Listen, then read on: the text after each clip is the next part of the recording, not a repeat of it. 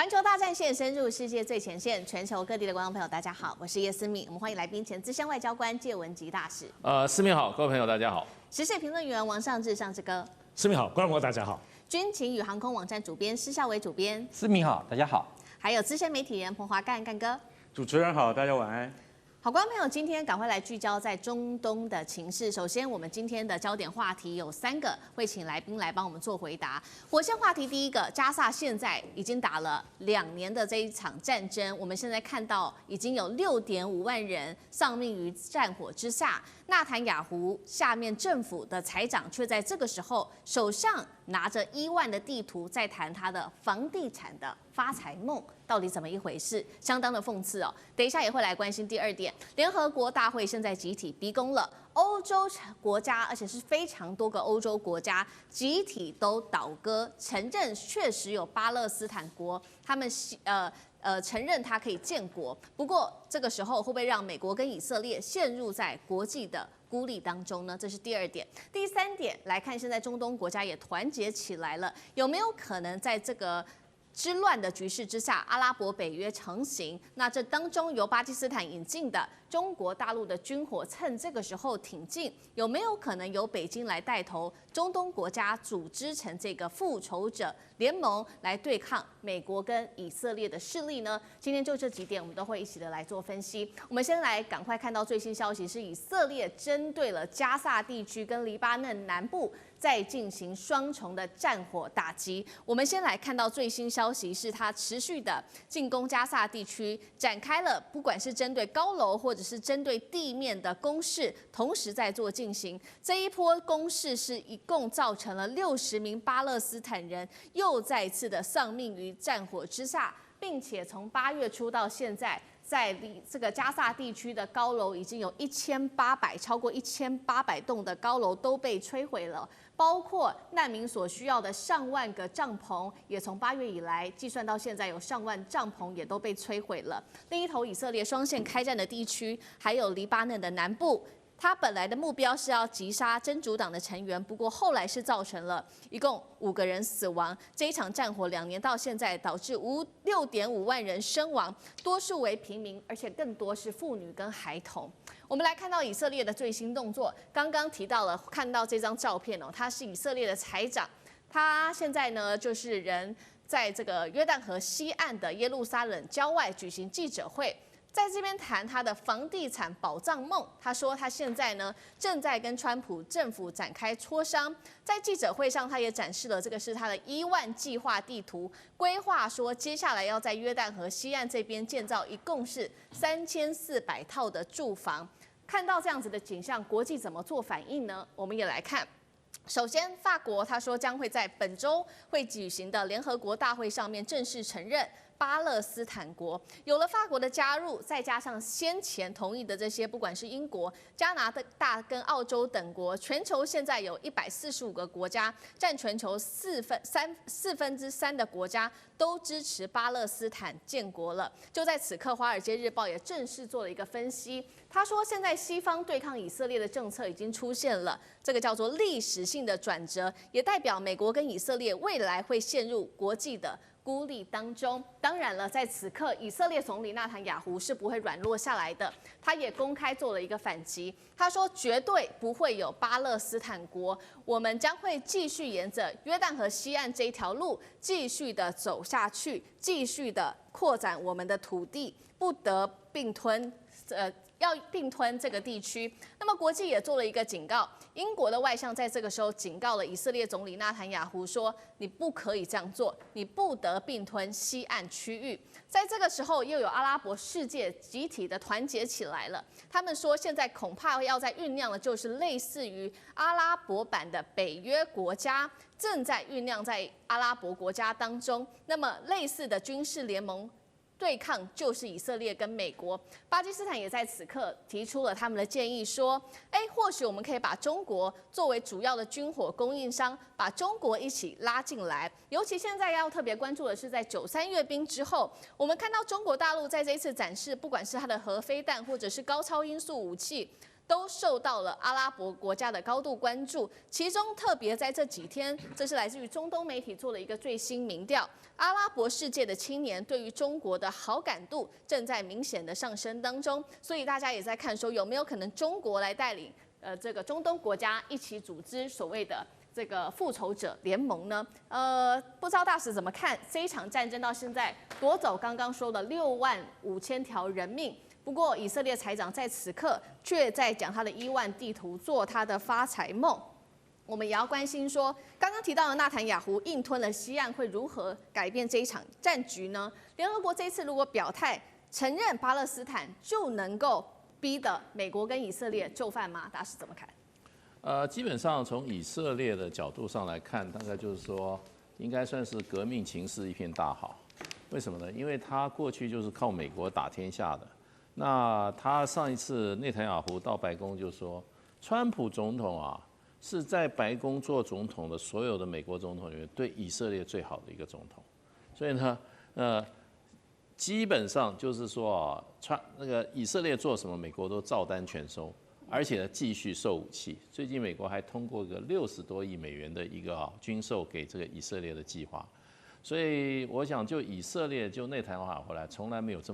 么好的一个时机。那要做什么呢？就是建立大以色列国，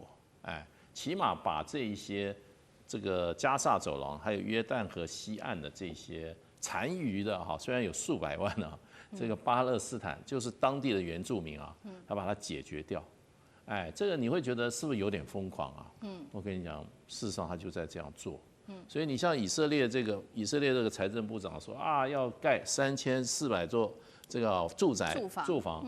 你知道，也就是在这个英国、加拿大、澳洲啊几个国家宣布说，我们要在联合国大会承认巴勒斯坦那个是一个主权独立国家，给予正式的外交承认后，内塔尼亚胡上电视。讲得很简单，他说虽然有国外甚至有国内的压力啊，要我们怎么讲呢？这个承认这个巴勒斯坦建国的权利，他说这是永远不可能的，我们绝对不会让恐怖主义的国家成立，而且他警告西方国家，他说如果你们要这样子一意孤行的话，我不但不会承认这个。不会承认巴勒斯坦这个国家，我还会在约旦河西岸把犹太人的诚恳需要成倍的增加。这就是他讲话以后这些事情。然后他说你们等着瞧，我现在呢，我要去美国访问。内塔尼亚胡他要去美国去一趟，跟川普见一下。他说我访问以后，我会采取具体的行动，让你们知道这个后果，让你们知道。你们现在这个做法的话，是逼着我非要采取绝对手段的这样的感觉。那回过头来就是说，他的底气为什么那么硬？就是川普支持他。那川普支持到什么？这一些英国啊、法国啊，还有这些他的盟友啊，这些欧洲盟事前就说我要承认巴勒斯坦，美国已经警告过他们了。美国说你不要这样干哦，你这样干我不同意哦，你是我的小弟，要听我大哥的。这些国家都不同意。本来可是问题，美国的恐吓还是有一点效果。有2个国家本来说要承认的，现在突然说我们再考虑一下。你知道是哪2个国家吗？一个国家叫德国，一个国家叫日本。就在这一波，这些美国的盟友成立巴勒斯坦的时候，美国出面劝阻以后，只劝阻下2个国家。那这2个国家，为什么会这样做？不晓得。可能就是说他们国内的美军驻军还是比较强，怕美军这个发火了这个动起武来，大概是有点畏惧美国。不过整个来讲的话，我觉得就是巴勒斯坦这个加萨走廊的问题现在不但带动了整个中东地区的秩序重新改写，结盟态势重新改写，也造成了全球的一个权力平衡也在快速变动当中。那这个是对美国是福是祸，对以色列是福是祸。我认为应该是灾难性的结果比较多，因为世界已经不站在他们那边了。好，确实哦。不过在接下来就是这周会举行的这一场联合国大会，我们看到不管是美国跟以色列，总之他们都会投下反对票。那刚刚特别大使提到的德国跟日本现在还在思考当中，代表联合国还是拿美以两国没辙嘛？干哥有怎么看？那德国因为历史的因素，坦白讲一句，他很难去同意这种事情，也就是说承认巴勒斯坦国，因为他对于以色列的历史责任还在，所以在道德上面的话，德国很难这样做。日本不用讲了，因为日本它本来它一切要以美国的政策为依归，这个是走到哪里都不能够改变的事实。可是要注意到，就是法国也愿意承认巴勒斯坦国了，这件事情很重要。还有加上你说大英国协这些大英国协国家老实讲，在全世界它是占有非常重要的分量。英国、加拿大、澳洲，那一定包括纽西兰。所以国协国加入了这个承认巴勒斯坦建国的这个对于加沙走廊应该立即停火的这种决议，我是认为说对美国有相当的影响。虽然美国在安理会还是动用它的否决权，14个国家，安理会14个国家都已经投了支持就是说要立即停火，结果就一个国家反对，他一反对大家都闭嘴，他就是美国。只要美国说不，我否决了。任何再多的话，所以驻联合国的巴勒斯坦大使他就说：“你们有听到暗夜我们的儿童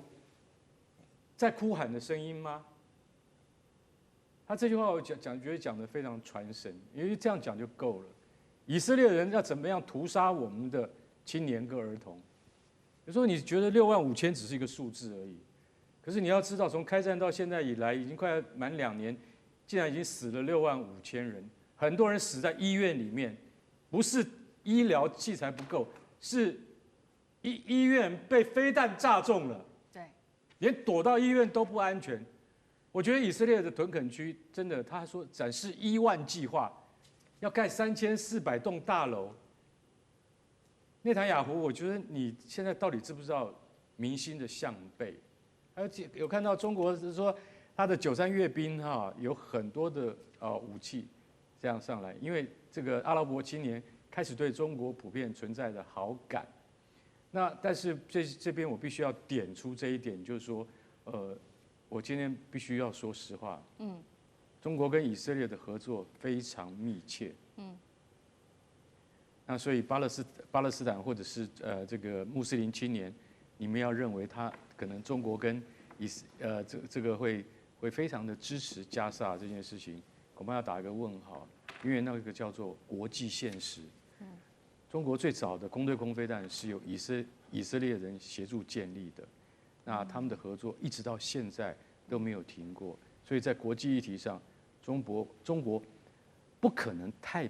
表态。他虽然说他是支持巴勒斯坦建国的，但他跟以色列的来往也不会停止的，我们必须要了解这一点。那如果中国没有办法成为带头者，那所谓的中东自己的复仇者联盟有没有可能自己成型呢？上这个又怎么看？我想中东终究会自己成型，但是这里头非常关键的角色还是中国。我想其实现在在我们看中东地区当中是这样子，如果把它当做一个舞台剧，现在真的主角就是以色列跟他打的这些阿拉伯国家。但我们知道，这个舞台剧里头真正背后有力量的监制、导演、编剧。那么这些角色你看都不是中国，中国比较像是制片，就跑来跑去，互相穿梭一样，但也有影响力，影响一下编剧，影响一下导演。现在我认为中国角色是这样，而且中国不会去当大头。为什么是这样子的？我想长久以来，中国对于中东当中竞选的角色都是赋能的角色。什么意思呢？因为过去中东很多派系，阿拉伯太多派系，而且在听命美国的，然后美国现在在头分化，所以中东是很破碎的。所以中国其实过去是透过市场，包括军事赋能这一些阿拉伯国家，然后跟他们开始产生沟通，产生信任。我想这时间非常非常长，一直到这几年，它的赋能的方式是用科技赋能。中国科技起来了，所以它科技在市场、军事、基建各方面的输出，我觉得这方面看起来这几年阿拉伯国家对于中国的信任更多，所以中国也慢慢的介入一些政治、外交上的这一些协调，我不要说统筹哈。我想最主要的原因，为什么中国不会当大头？因为中国在中东的总体战略一直很清楚、不模糊的。因为这里头到目前为止，导演监制都是美国，美国要东要西，现在包括挺以色列，你也拿它没辙。所以在这过程里头，那中国要什么？第一，中国要能源。中东地区的能源的部分要长久供应，这跟是美国主不主导没有太大的关系。第二个，中国要打破美元主导的地位，所以去美元化或者是人民币交易，不是人民币独尊哦，而是大家可以用人民币交易。第三个，中国大陆其实要的是多边主义，去美国中心化这个大架构是要未来要一直走下去的。阿拉伯国家扮演非常重要，无论阿拉伯国家团结或不团结，这个去中心化需要阿拉伯国家。第四个，中东有钱，所以长久以来也是对中国市场的 buyer 买的，所以买什么呢？买到贵到基建，便宜到土特产都买。我举这个例子，在先前很多资金退出中国的前几年，在香港示威的时候，华尔街资金走了，谁补上来？穆斯林资金。所以我觉得可以看到中国大陆在这里头的占的地位跟他们的目标是这样子。好，那如果阿拉伯北约不会由中国大陆主导的话，那是否这个至少是武器上面，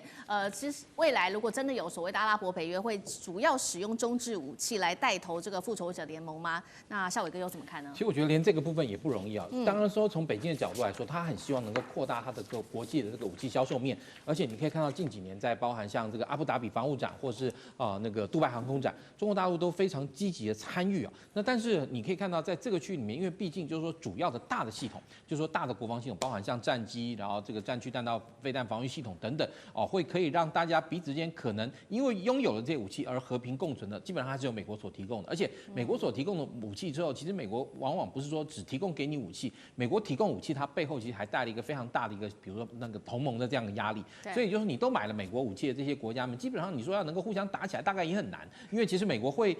有很多的这样一个外交上的这样一个限制。譬如说今天最简单的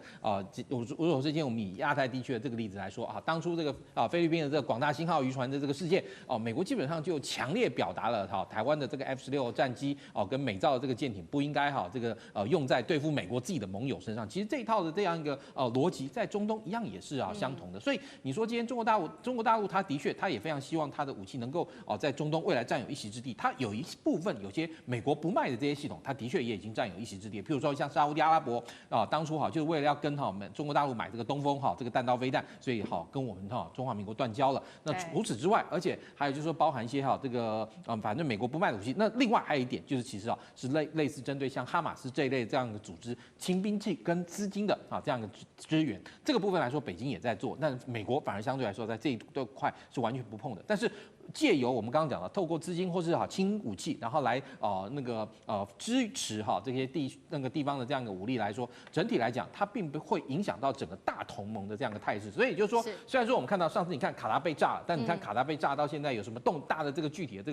个反制作为吗？也没有。所以也就是说，在这个区域大局还是美国说了算。好，谢谢孝瑋哥。那我们关心完中东局势，接下来我们要带观众朋友来关心财经，这个中美之间的科技战，赶快来看到最新消息，这是来自于华为我们要来看到今天的火线话题会来讨论的，就是因为华为这次真的又砸了重金10亿，推出了这个叫天宫计划，并且正式的宣告 AI 代理时代开打了。那 AI 代理跟过去的传统 AI 又有什么不一样的新这个功能，或者是有什么代表性呢？等一下我们会一起来做关心。代表说中国要全面替代美国技术了吗？另外今天也会来关心到的是华为的升腾晶片，现在预估呢会4连发。接下来节目我们会看到4款的晶片包括了这个超节点的算力都能够反压辉达吗？第二个问题，最后我们今天也会来关心这一次这个同样也是最新的消息，黄仁勋决定了1000亿来砸在 OpenAI 上面，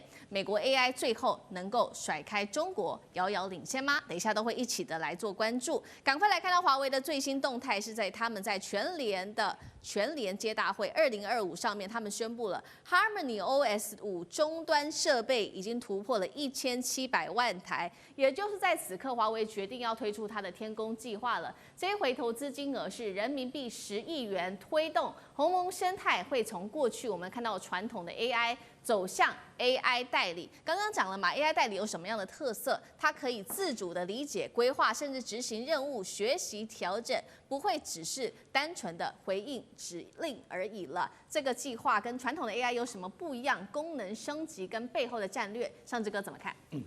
首先，我们听到很多，不管是华为啦，包括整个美国硅谷的、矽谷的所谓的最新科技的时候，其实我从资本圈的专业角度，首先都会看它的资本有没有钱，市场怎么样，然后经营团队有没有人才来评估。但是让这些年不只看这些哦，现在要看的部分是第一的，它的供应链。这个技术在整个供应链里头站在哪里，有没有优势？其次，最核心的或最终极的，就看有没有生态圈。像我们提到华为现在做它的整个天宫要做华为自己本身的所谓 AI agent 生态圈，我讲这很重要哈。我们过去讲鸿蒙系统，它简单来讲就是鸿蒙的生态圈，而且是 AI 的生态圈。过去听说鸿蒙生态圈是 APP 的生态圈，现在为什么叫 AI 生态圈？我让这里头首先大家 AI agent 可能不熟悉，我简单讲。AI agent 从2个角度，第一个从 user 的角度，使用者，像我现在已经没有在用 AI 的 APP 了，我现在就在专挑 AI agent 的 APP，因为我要做的任何东西，比如帮我找文章、收集资料、帮我画图，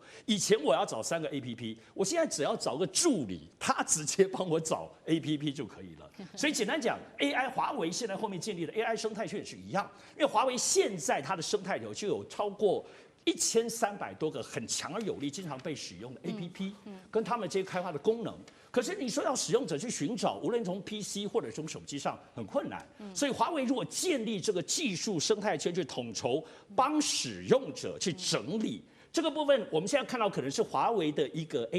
统整的一个功能，直接告诉你什么功能可以用，就省去了很多麻烦。2方面，它也直接可以跟这些帮他开发的这些死忠的 APP。绑得更紧，包括分红、利润这些也可以很清晰哈。我想这大家应该有点理解。当然，华为这次具体的宣布，其实还是个很宏伟的。他宣布他未来这个生态圈要有1万个服务，就1万个很厉害的服务的功能，要有1000个意图框架。什么意思呢？就1000个直接你就看得懂的东西，你即使是小白也都可以用，以及包括刚刚讲，他说要提供算力，让15000个他自己华为的人去供应。长时间15000人去帮这个生态圈去服务这些 APP， 也服务我们这些使用者。话虽如此，但我自己觉得最让我印象深刻的其实不是这个，因为这都可以先前推论。而现在华为除了它的叫升腾950，也宣布960、970的更厉害的晶片之外，大家也知道它投资新海来，包括做光刻机，这些都是真的。但我这次比较惊吓的是，华为竟然也投资做 HBM。HBM 其实它是高频宽记忆体，就是说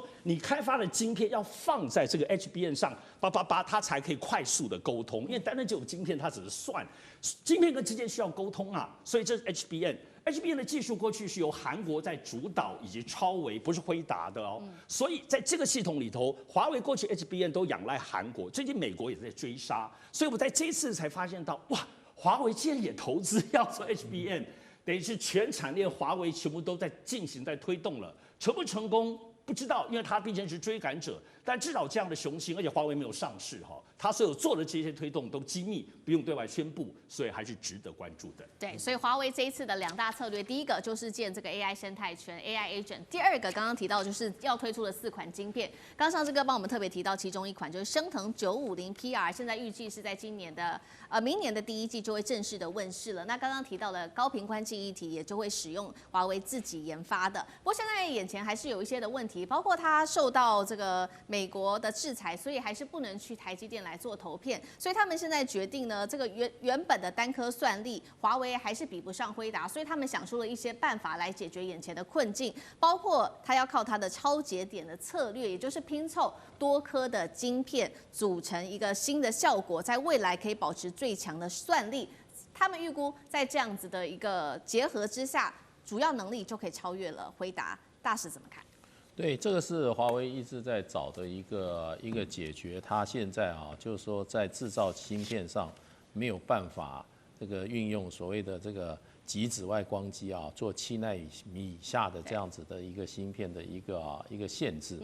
那虽然华为也在尽量努力在这个光刻机上自力更生杀出一条血路，可是，在没有办法找到像这个极紫外光机的取代品之强，它有很多途径。对，像比如说，它是中芯帮它这个试用这个深紫外光机，就生产出来了7奈米甚至5奈米的晶片我记得这个华为曾经提过，他们就靠着什么堆叠的技术，还有一个是重复曝光的技术这些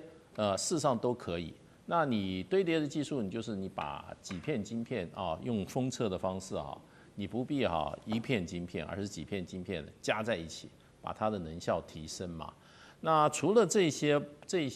所谓超节点的突破以外啊，其实华为在 AI 的这个整个的这个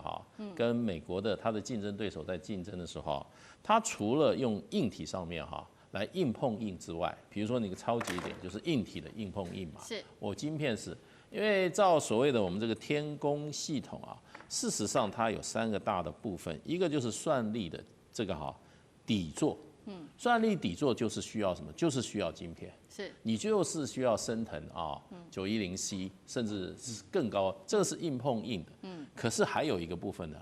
所谓的天宫系统它要靠什么？模型平台，你要有算力底座，然后模型平台，比如模型平台，比如 DeepSeek 就是一个模型平台。那最近华为又推出一个新的，所谓就是说晶片跟这个什么有时候逻辑晶片跟储存晶片之间的一个管理的一个系统，也就是说你在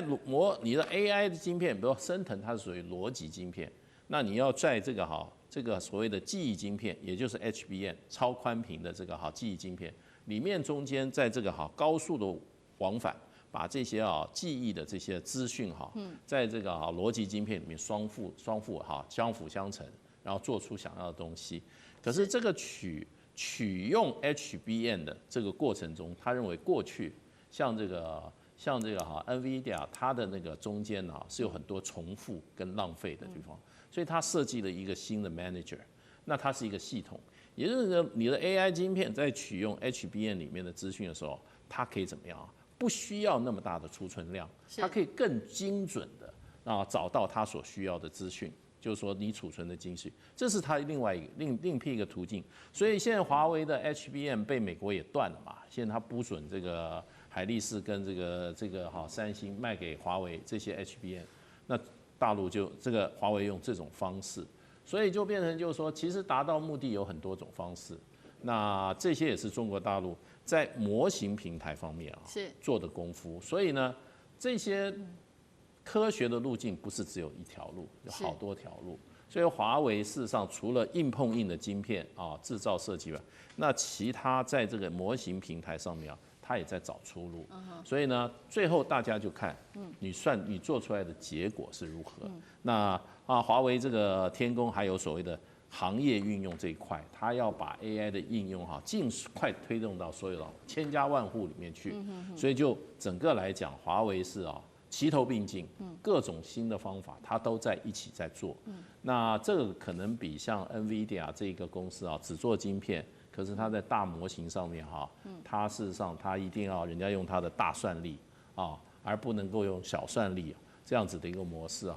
可能 NVIDIA 没办法突破，可是华为做得到。好，谢谢大使。那我们刚刚关心的是中国大陆它现在的进程。那我们现在也来看到，因为最新消息这个同样也是来自于辉达，因为它也最新宣布了，它接下来同样为了拼 AI， 所以它投资了1000亿美元帮这个 OpenAI 来打造它的下一代超级数据中心，用电量现在根据统计会高达10 GW， 配备数百万颗 GPU 来支持它最先进的 AI 模型的开发。那这个就能够帮助美国 AI 甩开中国吗？干哥怎么看？1000亿美元是什么概念？你知道吗？黄仁勋怎么这个大手笔要干这个事情？其实很简单，他其实就是说我今天一定要能够保有我在 GPU 人是 AI 的核心，就是我 OpenAI 是我的主要客户，对我投资它的话，以后在 AI 的供应链上面，我一直可以保持领先的地位，而且1000亿也是长期投资啦，也不是说一次就拿出1000亿美金出来。可是1000亿美金真的是非常庞大，华尔街真的被他吓一跳。他说1000亿美金你知道是什么吗？那个 Nike 大家知道全球知名的运动品牌，它的市值就是1000亿零50亿美金，也可以换算成整个缅因州的市值啊。缅因州的 GDP 就是1000亿美金年 GDP， 那如果照你这样子讲的话，那黄仁勋是不是在冒大险？其实不是，因为为什么？他不是已经投资了50亿美金到英特尔吗？然后买了英特尔的4%的股权嘛，对不对？所以我跟你讲，他在这一关，川普已经可以同意它了。其实黄仁勋心里还是心心念念在想大陆这个市场怎么办。这才是重点呐。对不对？因为他们说你现在它不是有一个 RTX Pro 6000D 的这个晶片，他说现在大陆不要，为什么？因为大陆认为说，其实我跟你讲，我们现在就是要提升我们华为，刚大使讲的技术，对，华为自己晶片的技术。那老实讲一句，如果说你认为华为现在晶片还做不到的话，它总有一天做得到。我讲句实在话，大陆的总有一天不会太远。明年就是总有一天了，所以其实大陆的进步有时候是华尔街他们没有办法去预测的这种事情。那现在阿里巴巴跟那个华为，他们就暂停买辉达的晶片了，它加速在自制当中。所以你认为黄仁勋那1000亿的投资到底划不划算？有观察家认为说，你恐怕会成为 OpenAI 最后一个金主，因为 OpenAI 再这样无限制扩张下去的话，会很惨。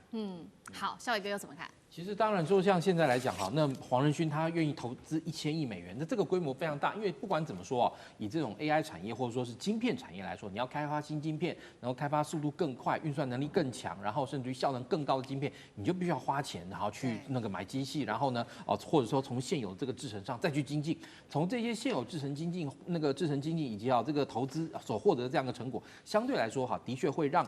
那个黄仁勋他在整个这个晶圆产业里面他特别是它的这个晶圆设定是在这种所谓 AI 那个晶片，也就是说能够让它的晶片做 AI 运算跟提供这个那个功能。那这个时候它本身的这个如何能够让它的晶片未来在耗电量或者说效能上更为提高，这些钱花下去就是要做这些事情。那你说好，在未来的这个过程里面，你说现在中国大陆、美国现在基本上来说对中国大陆完全抱持这样一个算是一个这个坚壁清野式的这样一个这个晶片的这样一个主角。所以在这个情况下，那对于美国来讲，如果说今天像那个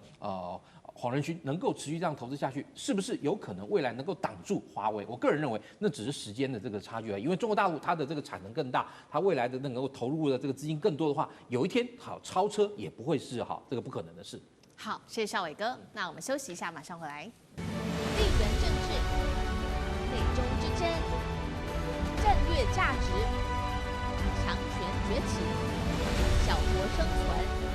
现在与未来洞悉事件走向，掌握世界脉动，全球观点尽在环球大战线。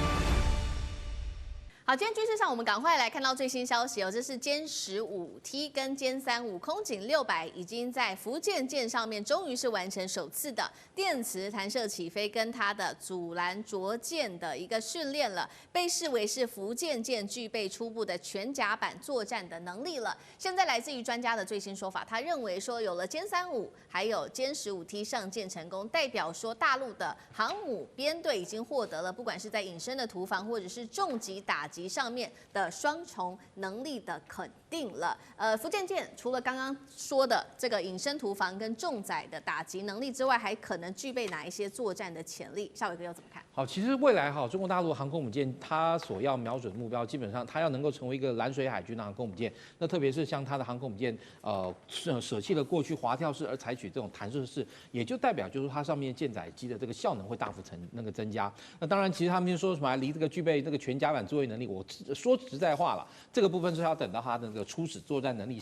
成型之后，才会去讨论到这个全甲板作业能力。因为其实以像福建舰来说，它采用电磁弹射系统，那电磁弹射系统，因为它本身其实是一个对环境要求非常高的一个弹射系统，所以就是说未来这个中国大陆的这个航空母舰那个整个这个舰载机联队规模大概差不多是一个航空旅都能够进驻以后，那这个时候在完整的这样一个压力测试的这个条件下进行，那个时候才能够真正显示出福建舰它本身真正的这个能耐到哪边。那至于说未来它现在展示的这个歼15T、歼35跟空警600，那我相信其实对于它来说，如果你对比到现在美国海军的这个舰载机的话，那现在它其实还缺一个专业的电战机，电战机，所以未来它的这个歼16那个也一定会有这种电战型的这个出现，而且歼16电战型可能就会跟歼15作为一个融合，用一个双座的歼15弹射型，然后搭载这个电战设备在上面。然后另外像这个它也未来也还会需要那种类似像舰上运输机型，然后另外其实它也还需要这种所谓的反潜的的这样一个作业能力。虽然说中国大陆现在也已经有了这个反潜直升机直20，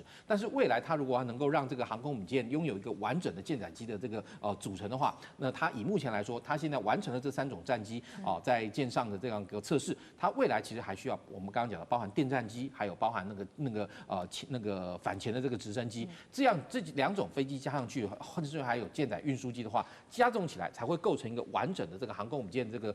打击群中这个战机的这样一个部分。那也未来其实我们刚刚讲，就是说以它的这个航空母舰来讲。它有了这些飞机，好，这整批飞机这样加总上去，大概差不多，其实以目前中国大陆这个航空母舰的这个效能的话，至少大概可以达到60架，甚至接近70架的水准的话，在那个时候，它这么多的飞机在上面频繁的操作，才会显现出福建舰它未来真正的持续作战能力，以及它的这个真正的全甲板作业能力，会在那个时候才能够显现出来。好，所以我们刚刚提到了各种的舰载机都是关键。那其实因为有不同，刚刚提到的几款舰载机已经陆续上舰了嘛，专家是称这个叫做代际升级，包括说不只是火力的提升，或者是不只是作战半径，其实都有要升。所以现在他们就定调了，说中国大陆的海军是不是已经从过去是近海防御，现在迈向了远海防御，甚至进一步推到了太平洋？这对于整体太平洋的这个战局会产生什么样的变化？大使又怎么看？不是远海防御啊，是远海攻击啊。航空母舰从来不被定义为这个防守性武器，它是攻击性武器，是极具杀伤力的攻击武器啊。它是把一个飞机场放到你家门口，你在1万公里外，它可以放到你家门口，上面的战斗机什么轰炸机那是战力极大的啊。是。所以中国大陆有航母以后，就是已经从一个防御性海军已经进入到攻击性海军了。是。而且它的投射打击能力是向外延伸了数千公里啊，所以这个是极大的一个战力的转变。那我们今天谈这个，就是说它这些什么这个大陆讲隐身实战啊，这个所谓的重载打击这个原因就是上个礼拜大陆的军方正式公布了福建号上面这个空警600跟这个歼35歼16的实际起降的这个影片出来了，我都看了。那个空警600是从这个到跑道上，然后那个整个飞起来，然后降落，全部都有。然后歼35也在上面。所以为什么叫隐身实战呢？要知道歼35是隐身袭战斗机第5代战机对不对？所以就变成就是说这个打击能力，这个浮动式的飞机场，它上面能够载的这种攻击性武器又升级了。所以这个是一个 game changer， 是改变中国大陆，尤其大陆我觉得就变成就是说第3岛链以内的这个太平洋区域的整个战略的一个态势。是。那它这个我也特别看了，它这个在起飞的时候它真的是电磁弹射，因为蒸汽弹射会冒烟的，电气弹射，那它就是说它的这个推力大，然后它能够随时推的这个重复使用大，所以它会变成怎么样？载弹量、载油量都会增加，所以它就变成重载打击，就是这个意思。好，我们刚刚看到都是海上的。那其实，在同一时间，我们要来看到的是，因为大陆现在举行的这个长春航展上面，这次，所以我们也会特别来关心到的是这台老战机，现在也有一些新的重新改装之后亮相了。本来从它的歼6是彻底的做改装之后，现在变成无人僚机之后，就重新的放在展场上面亮相了。目前产能是5000架。小档案来带观众朋友来看一下，它在升级之后最大的载弹1吨，那时速是1.1马赫，能够低空突防，靠北斗导航来确实做精准打击。大家称它叫做幽灵战机。那如果未来它又搭配了歼20战力，又是怎么样？上次哥怎么看？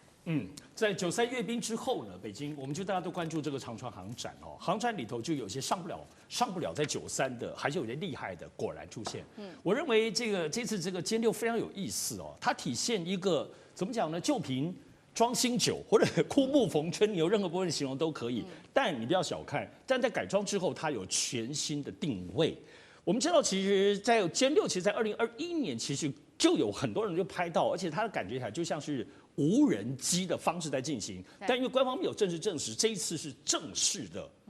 因为旁边的牌子跟介绍就扎扎实实讲得非常清楚。那么我们知道，中国大陆现在在所有各式各样的以空军战机管你过去、现在、未来部分，体系化作战非常重要。可体系化作战是一个非常复杂的海空陆等等的大整合，包括航太呢，还有北斗卫星跟低轨卫星。所以任何一个武器或它的整个的，比如说刚刚讲歼六，它在这个体系化作战的哪里？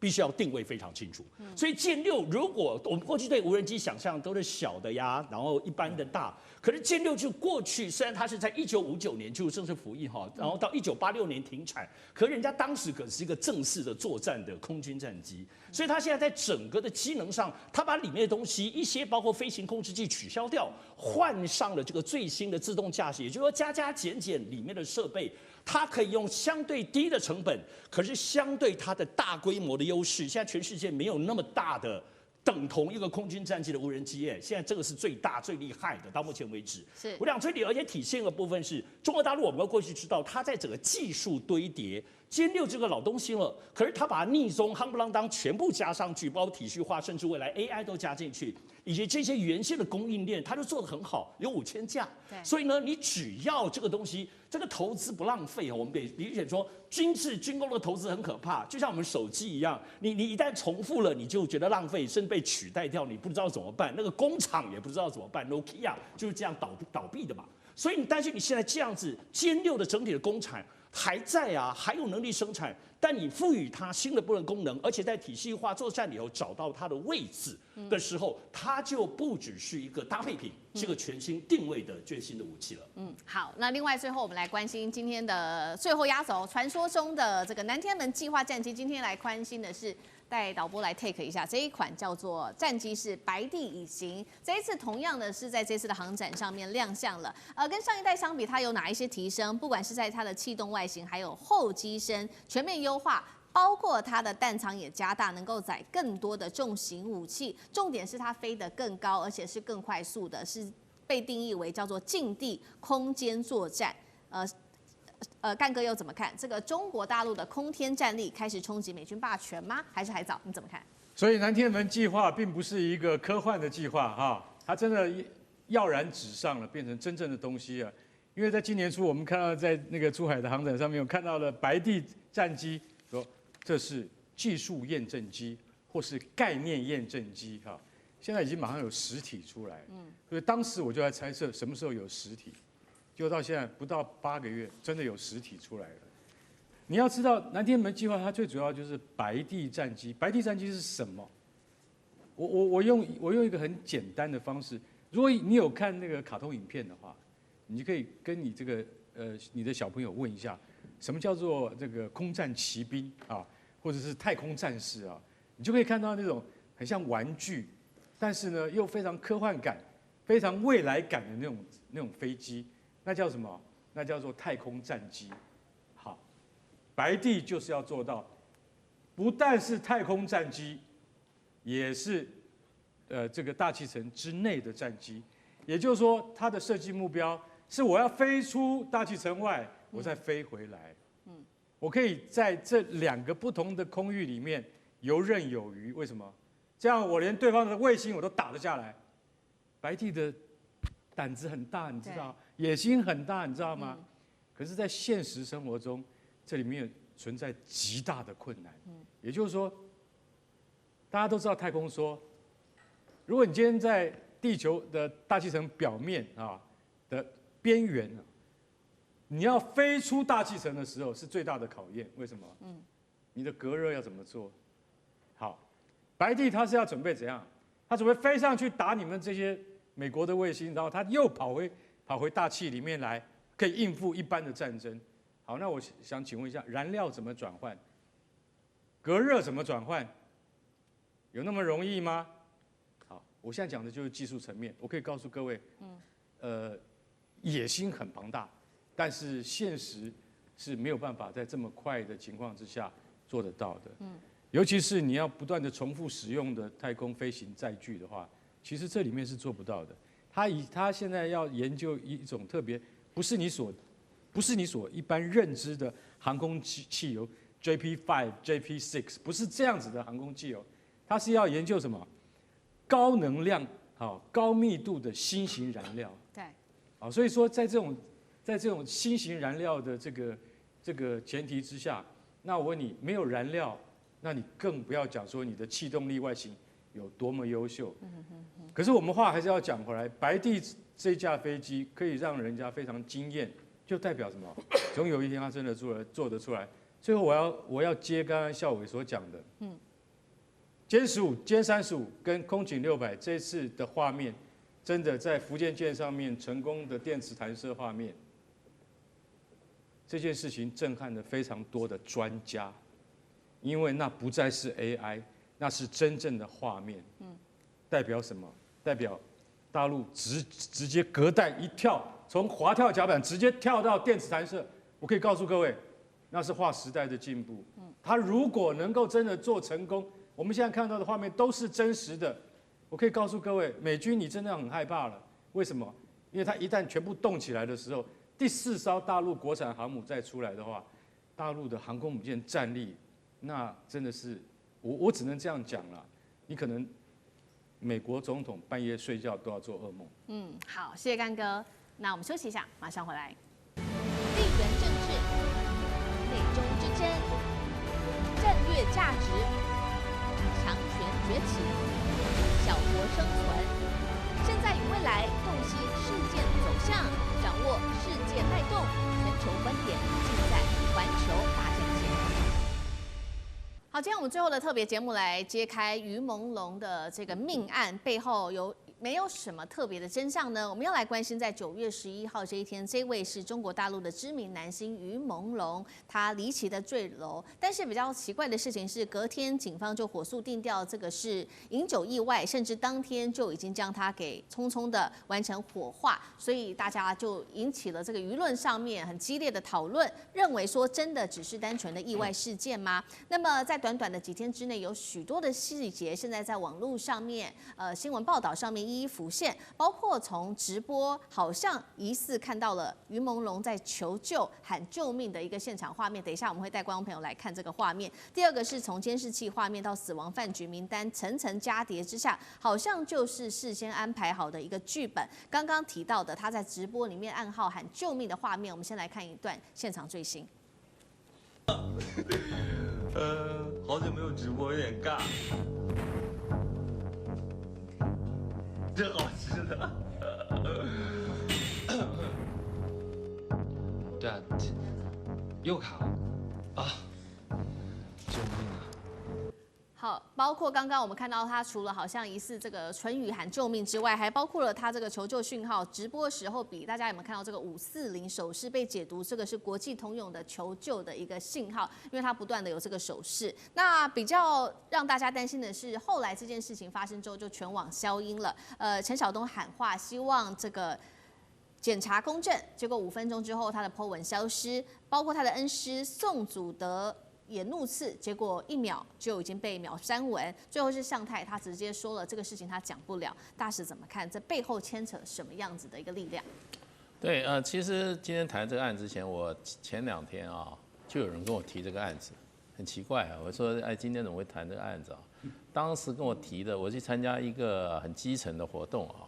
然后有一位女士来跟我讲，说你认不认识于朦胧？我说没听过。她说她斩钉截铁，她说这个中间一定有问题。我听她讲话，毕竟她可能是大陆来的哈，在台湾可能是，嫁到台湾来的话，那她对大陆说，我说我不了解这个人啊，她说她不可能自杀，不可能自杀，这个就激起我对这个案子有点兴趣啊。当然这里面有蛮多疑点的，就变成就是说，他这个好像没有这种所谓的这种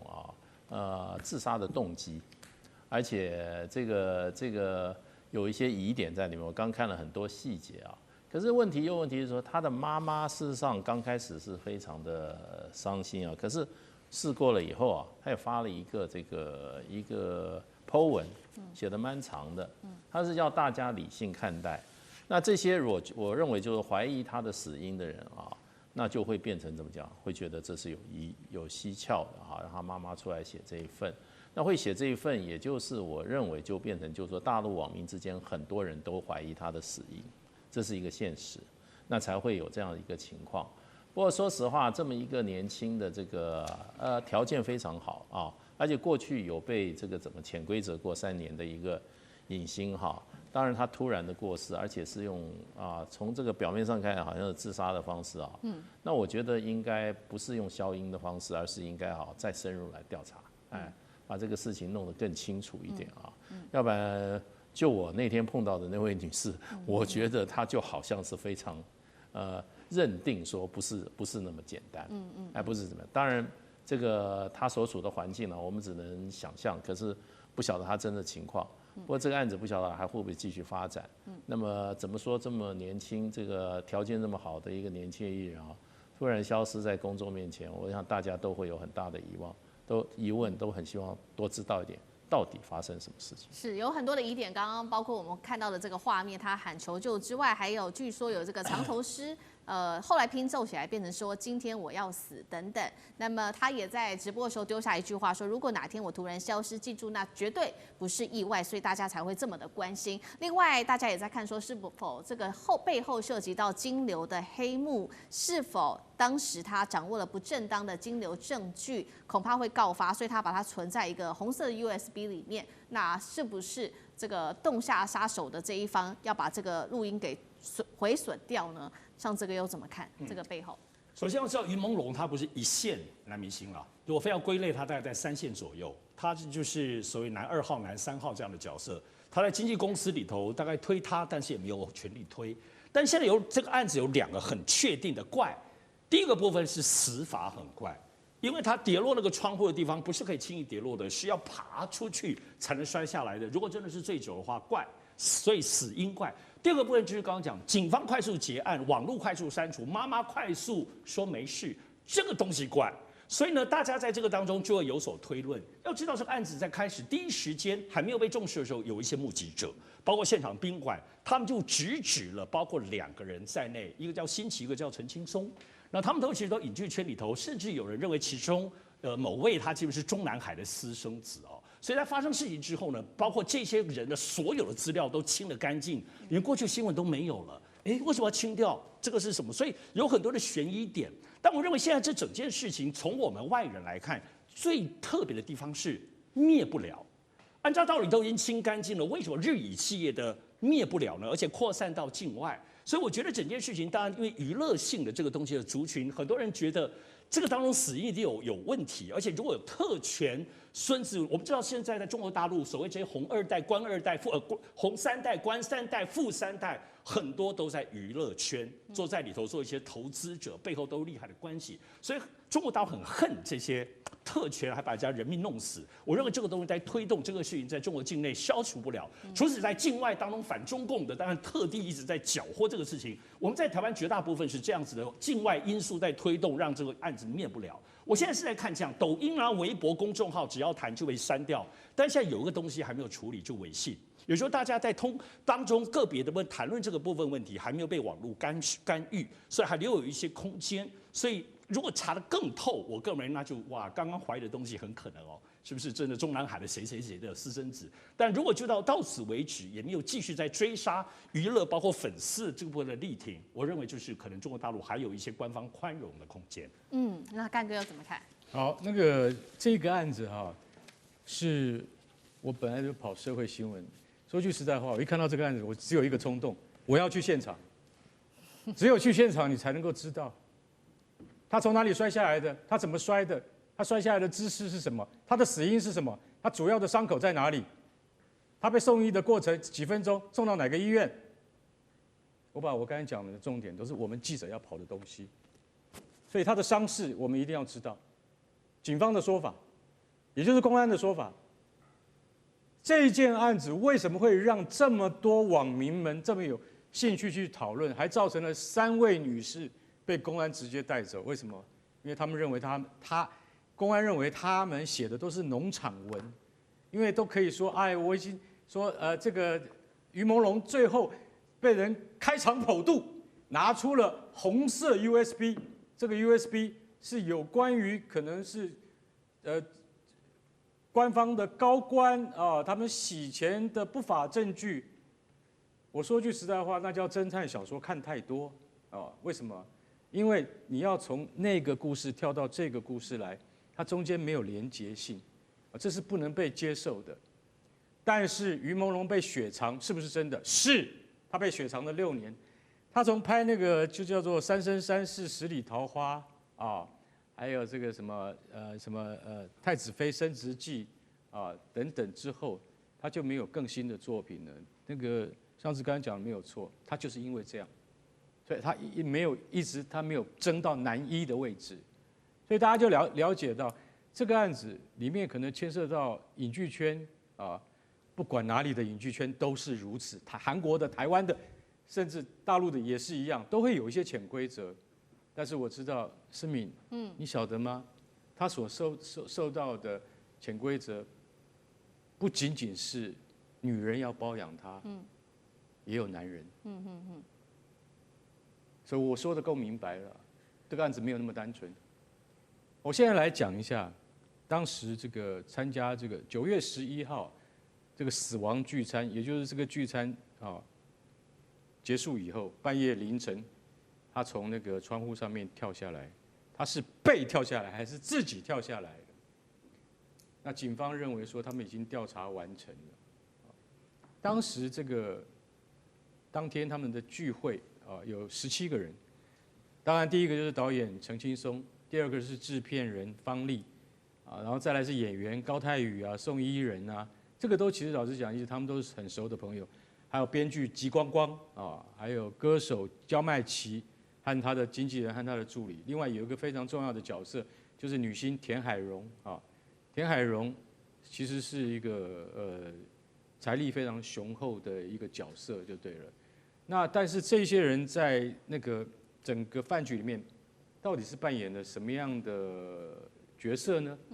说句实在话，这些人的笔录才是我们真的要看的。你没有看过这些笔录，什么定论都不要下。难怪我们今天说看完这个案子，这么多人在传闻的时候，宋祖德、于朦胧的恩师，他说这叫做丧心病狂，5分钟之内他的微博就被删光了。再来，陈晓东他的好朋友说什么？17个人里面总有1个人要出来讲话吧？没有人要出来讲实话吗？5分钟之内也全部删光了。我觉得我现在要问的一件事情就是说，如果这个案子如果发生在其他的地方，就比如像发生在台湾的话，于妈妈的态度是什么？如果你是一个正常的帮你光宗耀祖赚大钱的儿子，突然没了，他的反应是什么？他不可能在48小时之内他情绪就平复的，他要经过多少的安抚？结果48小时之内他就说，我的儿子真的是出于饮酒不慎而意外死亡。如果今天换作是我们台湾的新爸新妈的话，保证开记者会，保证上街头，保证找记者，保证呼天抢地，这些都没有，这不符合于常态啊。那但是呢，你要讲到他们那些这个农场文里面说，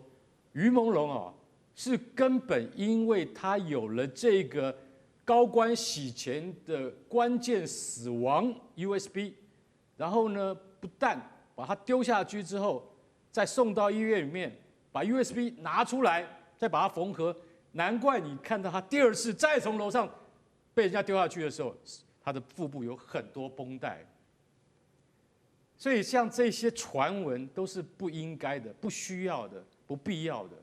公安必须要把整件事情连接起来，告诉我们，我们才能够得到真正的真相。那现在就以意外来这个结案之后，我的感觉是说，传闻会一直传闻下去，因为毕竟它是一条人命。大陆上有很多潜规则，台湾也有很多潜规则，世界各地都有潜规则。但是中国进步到这个年代了，应该要把这样的案子跟大家讲清楚，不然像2022年唐山烧烤店打人事件，到现在没有结论，因为主事者已经被抓了，可是当事人被打的4个女子，到现在没有人一个人敢出来讲话，记者不能采访，我觉得这个是真的是必须要好好改善。让大家能够接触到真相的实际问题。好，谢谢干哥。地缘政治、内中之争、战略价值、强权崛起、小国生存，现在与未来洞悉事件走向，掌握世界脉动，全球观点尽在环球大战线。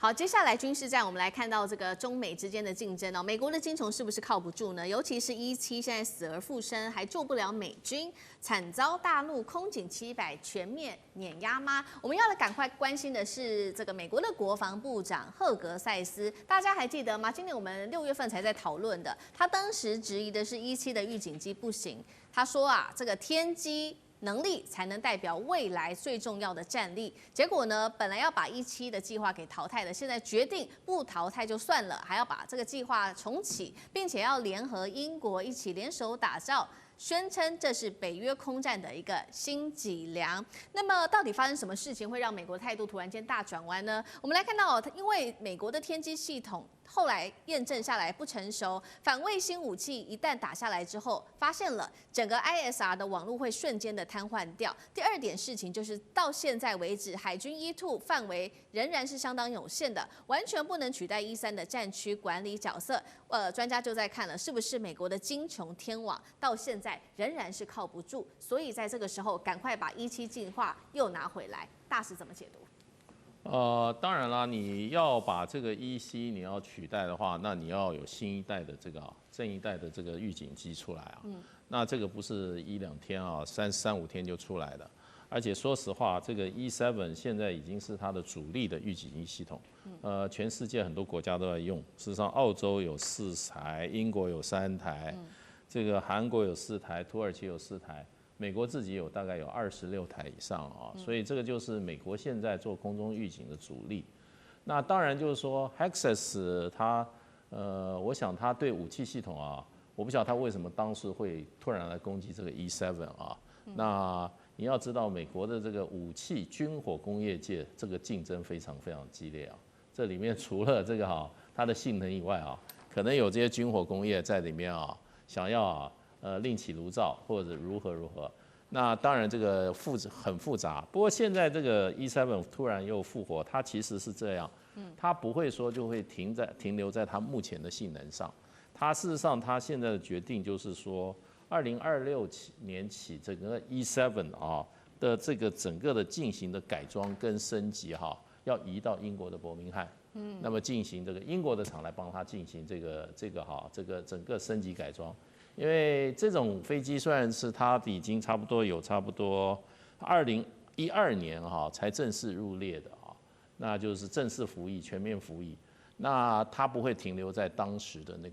那个性能上，它性能上不断是在提升的是。所以我觉得现在就是说，我觉得军火工业回过头来，除了那个理想以外现实就变成这些军火工业公司，它在美国的这个怎么讲？政治体系的游说能力有多强？是。那这个武器会留下来，还是会被淘汰？不是完全是技术原因。我认为这些军火工业在后面的游说，跟这些政治力量的动用可能才是这一个武器最后命运的那么是留还是废，还是把它移到跟英国人合作？那这个才是我觉得才是主要的力量嘛。是好，背后涉及的利益非常的多。那不过17怎么说都还是会持续的，现在看起来是会做升级的。刚刚提到了吗？我们节目会把它就是拿这个美国的17跟大陆的空警700。等一下，请干哥来做一个比较。不过我们先来看一下一些比较基本的他们在战力上面的比较。首先来看到平台基础上面是波音对上空警700，它是运9的运输机。那不同的雷达系统，我们可以看到其中特别要关注到就是空警700，它具备的是反隐形的能力这个是它的最大的优势。再来看到的包括的部署状态，现在看起来17预计2027年才会开始做交付。那么空警700可能已经服役在北部的战区了，战略地位E3替代品，补强不足，但是空警700可以跟空警3000组双子星，这个等一下我们会做一个比较细节的解说。干哥怎么看？双方一比之下，谁能领先？这样子了其实我们必须要直说就是17纪伟英，他是美国因为 E3预警机已经服役了超过50年了啊，比很多现在还在看电视的朋友们还要老，所以它是以波音707为这个架构改装的，那服役非常久了。可是大家要知道，E3预警机其实在整个冷战过程之中是被认可有效而且高效能的一个空中预警机啊。其实老实讲一句，包括乌克兰要打仗的时候，都需要像 P8、像E3、像这样的飞机提供资讯，它才打得到俄罗斯的船。所以大家就晓得说，其实这个属于空中管制的非常重要的一环。那赫格塞斯他说，这个我觉得E7是不够好的啦，我们还是要有什么？我们还是要有天基系统。所谓天基系统就是卫星啊，他认为说，卫星还是主宰一切嘛，飞机哪里能看得那么远呢？对不对？赫格塞斯你就是没有从基层开始做起，所以你根本不了解。你去问问E3的飞行员就知道了。你知道卫星一碰到云层怎么办？我现在讲的是还是普通的云层哦，还遇到更厚的云层的时候，卫星啥都看不到，卫星会受到天候的影响。最保险的仍然是有人驾驶的空中预警机，就像E7这种，像空警700这种啊。但是空警700，我还是要说句实话，它还是旧的载台，它还是运9的载台。运9是一架非常老的飞机，所以今天空警700它已经针对第5代跟第6代战机跟导弹有更多的光电跟红外感测器这些东西的整合，但是它的载台还是旧的，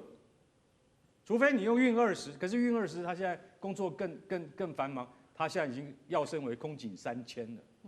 所以空警700它属于低阶跟空警3000要搭配的状况之下，不能再用这个载台。那你说美军的E7是什么载台？E7是波音737的载台，这是很运用的，已经非常习惯、很老练。可是人家的波音737都是新造的，这样了解了吗？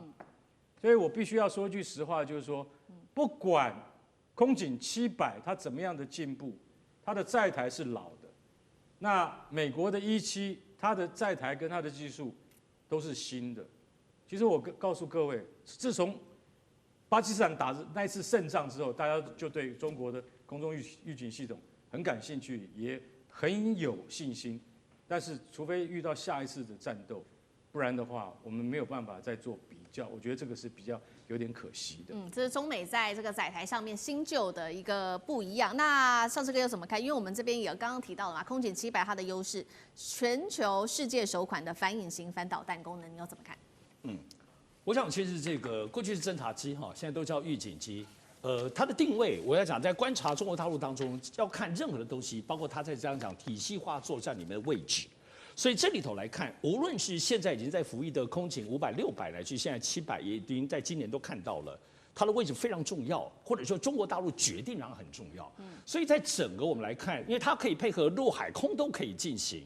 而且对他们重要，然后上连接包括航太的，刚刚讲这些北斗卫星等等，所以要知道，也就是说，如果我们现在看整个体系，就像人的4肢5官一样，虽然预警机不见得真的是大脑，但它至少一定是小脑加脊椎，所以在协调所有手脚各方面陆海空，而且中国大陆现在是除了陆海空火箭军，还有现在它发展出网络航太的4个兵种，刚刚前面讲4个军种，这个部分要非常大的协调，尤其一旦真正的打仗，其实前面在进行演习也都需要，所以我觉得在整个他们在中国大陆的发展预警器的过程里头，虽然这是美国先做的，可是他把定位在体系化作战定得更清楚，而且在整个研发过程里头，首先预警机在这个雷达真的它需要非常大的能源电力的管理。中国大陆这几年的能源电力非常厉害，你真的不知道预警机上面有多么厉害的锂电池，甚至有没有未来有发电的系统，长期的支援在空中哦。第二个，它在过程里头，因为量子传输，